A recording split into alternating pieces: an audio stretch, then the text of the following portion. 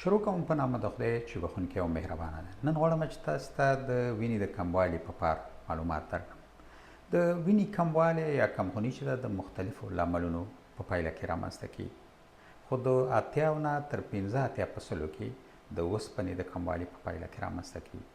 ډیری چې ده دا ناروغي په ښځو کې وي، ځکه یو خوا نه خویندې میندې د میاشتنۍ ناروغۍ په پایله کې ډیره وینه ضایع کوي، او د بل خوا نه چې دی د حمل په وخت کې یا د شیدو ورکولو په وخت کې د اوسپنې دغه اړتیا چې دی دا زیاتېږي او پایله یې چې دی کمخوني یا د وینې کموالی. په کمخونۍ باندې څنګه سړی پوهېدلی شي؟ نښې نښانې څه دي؟ ناروغ چې دی سردردي لري، سرچرخي لري، سپین تښتېدلی وي، همدارنګه ستړی ستوړی وي، ځینې چې دی ډېر زیات کمزوری وي، د زړه ټکان لري، د زړه ټکان احساسوي، ځینې بیا سالنډي لري. که چیرته دغه د وینې کموالی د اوسپنې د کموالي په پایله کې نو د دغه نښو نښانو ترڅنګ ناروغ چې دی ویښتان تویېږي، نوکان یې ماتېږي او د خولې دا وښکي چې دی دا چوي. که چېرته د بي وټامینونو د کموالي په پایله کې وي نو د دغه نښو نښانو ترڅنګ ناروغ چې دی پښې ورسره بې حسه وي، یعنې بډۍ وي او حرکات صحیح نشي کولی. که چېرته دا ډول نښانې په یو چا کې ولیدل شي، باید ډاکټر ته ولاړ شي تر څو هلته خپل معاینات وکړي چې دا کمخوني د څه د وجې نه ده.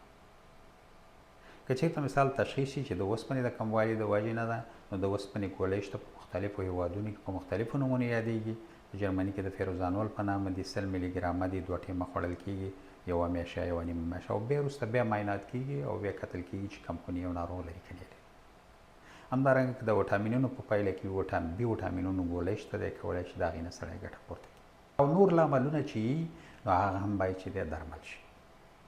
خو څنګه موږ او تاسې کولی شو چې د اوسپنې د کموالي ځان وساتو؟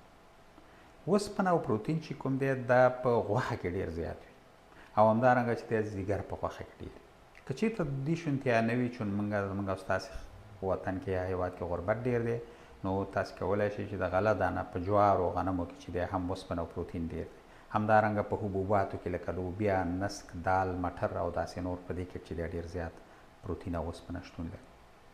بله یوه ډېره زیاته مهمه سپارښتنه هغه دا ده چې د ډوډۍ د خوړلو په وخت کې تاسې کولی شئ 1 ګیلاس د نارنج شربت او یا د مڼې شربت وڅښئ، ځکه چې دغه د کولمو کې چې دی د اوسپنې جذب چې دی دا ښه کوي، وینې ته چې دی یعنې ښه اوسپنه جذبېږي.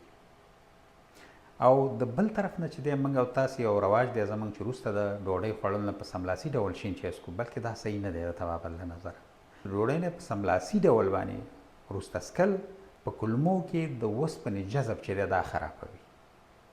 نو په دې اساس باندې شین چای خپلې ګټې لري، تاسې کولی شئ ډوډۍ نه 3 ساعتې وروسته وڅښئ. د یوې بلې روغتیایي خپرونې پورې له تاسې اجازت اخلم. ستاسې د بشپړې روغتیا.